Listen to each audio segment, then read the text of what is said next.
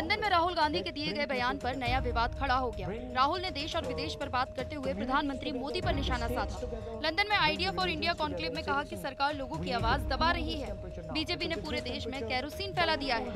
कभी भी कोई चिंगारी बड़ा नुकसान पहुंचा सकती है। राहुल ने कहा सरकार राज्यों की शक्तियां कम करने के लिए ईडी और सीबीआई का इस्तेमाल कर रही है। राहुल ने आगे कहा कि लद्दाख में यूक्रेन जैसे हालात हैं। चीन बॉर्डर पर विकास कर रहा है और प्रधानमंत्री चीन का नाम तक नहीं लेते। India is not in a good place. The BJP has spread kerosene all over the country. You need one spark and we'll be in big trouble. Our Prime Minister doesn't listen. And because our Prime Minister doesn't listen, no bureaucrat thinks he needs to listen. I was talking to some bureaucrats from Europe, and they were saying that the Indian Foreign Service has completely changed. They don't listen to anything. They're arrogant. Now they're just telling us what orders they're getting. There's no conversation. You can't do that. Rahul के इस बयान के बाद से ही BJP लगातार हमलावर है। BJP नेता सतीश पुनिया ने कहा कि राहुल क्या बोलते हैं ये समझ से परे है। वहीं गौरव भाटिया ने तो ये तक कह दिया कि विदेशी भूमि पर राहुल हमेशा ही भारत के खिलाफ बोलते हैं। राहुल गांधी जी के बयान को मैं अक्सर देखता हूं, उनकी कोई टांग पूंछ तो होती नहीं है। मुझे कई बार ताज्जुब होता है कि उनका भाषण कौन लिखता है, कंटेंट कौन उनको एडवाइस करता है।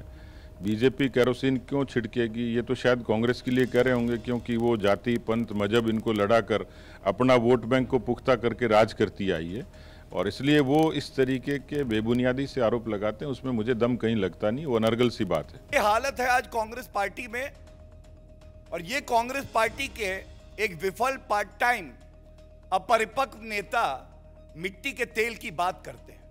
8 साल विपक्ष में रहने के बाद कांग्रेस पार्टी को ऐसा लगने लगा है कि विपक्ष की केवल एक ही भूमिका होती है, हाथ में मिट्टी का तेल लेके चलो, लोगों को भड़काओ, दंगे बढ़ाओ। अगर विदेशी धरती पे हो तो भारत की सारी अच्छाइयों को छुपा के केवल बुराई करो, और वो भी झूठ बोलकर। सपा अध्यक्ष अखिलेश यादव आज दिल्ली दौरे पर है। इस दौरान उन्होंने दिल्ली में तेलंगाना के मुख्यमंत्री के चंद्रशेखर राव से मुलाकात की। रिपोर्ट के मुताबिक अखिलेश यादव ने मुख्यमंत्री से राष्ट्रीय मुद्दों सहित कई विभिन्न मुद्दों पर चर्चा की। इसके अलावा राष्ट्रपति चुनाव से ठीक पहले अखिलेश यादव और के चंद्रशेखर राव की मुलाकात अहम बताई जा रही है। राज्य में बजट सत्र 23 मई से शुरू होने जा रहा है, और इसके लिए समाजवादी पार्टी के अध्यक्ष अखिलेश यादव ने रविवार को पार्टी के विधायकों की बैठक बुलाई है। हालांकि ये बैठक आज होनी थी, लेकिन इस बैठक को टालकर अखिलेश यादव दिल्ली रवाना हो गए। अब रविवार को होने वाली बैठक पर सबकी नजर लगी है, क्योंकि सपा नेता और रामपुर से विधायक आजम खान सीतापुर जेल से रिहा हो गए हैं। अभी तक ये साफ नहीं हो सका कि आजम खान इस बैठक में शामिल होंगे या नहीं।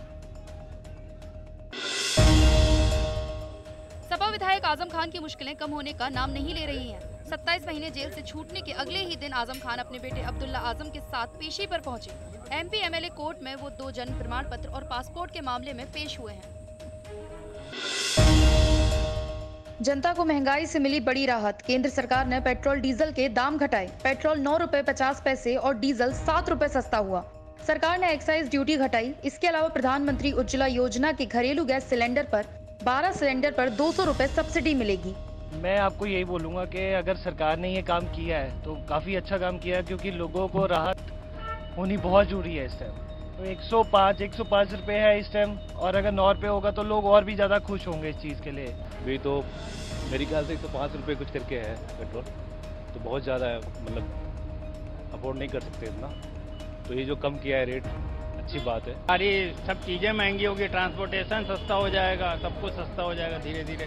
सब्जी अब्जी सस्ती होगी, ट्रांसपोर्टेशन सस्ता होगा, डीजल सस्ता होने से, पेट्रोल सस्ता होने से हमारी गाड़ियों में जिला मेरठ में उल्देपुर और अन्य जगहों पर बुलडोजर की सबसे बड़ी कार्रवाई की गई।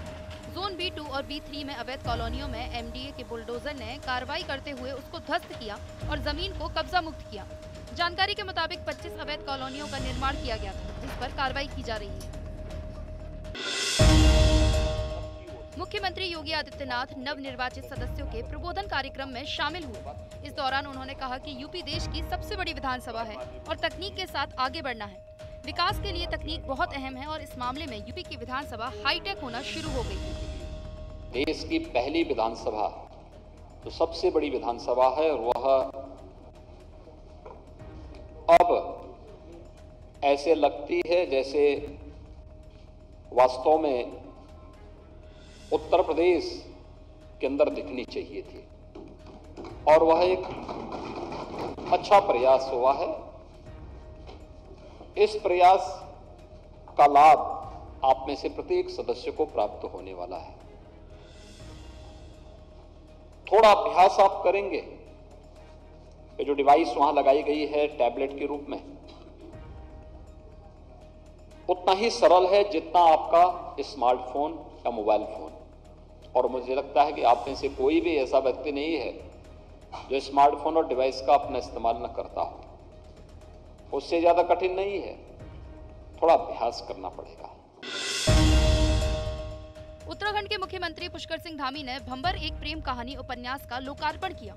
ये उपन्यास अनिल रतूड़ी के द्वारा लिखा गया है। इस दौरान सीएम धामी ने स्वामी विवेकानंद की पंक्ति का जिक्र करते हुए कहा कि मनुष्य अनंत शक्ति और ऊर्जा का भंडार है। वो जो करना चाहे वो कर सकता है, बस खुद को जानने की जरूरत है। सबसे अच्छा लगा अभय नाम का, जिसका अभी नपलचाल जी ने भी इसमें इसका उल्लेख किया। अभय माने कि जिसको किसी चीज का कोई भय न हो। और स्वामी विवेकानंद जी ने भी कहा है कि जीवन में जब किसी का भय न हो वही जीवन है। और आपको देखकर मुझे लगता नहीं कि आप रिटायर हो गए, यानी कि आपने सेवानिवृत्ति ली है सरकारी सेवा से।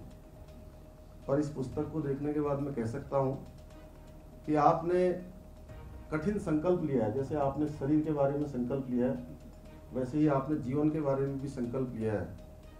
और स्वामी विवेकानंद जी ने कहा है कि मनुष्य क्या है कि वो अनंत शक्ति और अनंत ऊर्जा का भंडार है। वो जितना चाहे, जिस दिशा में जाना चाहे, जो करना चाहे वो कर सकता है। बस उसको अपने आप को ठानने की, अपने आप को जानने की आवश्यकता है।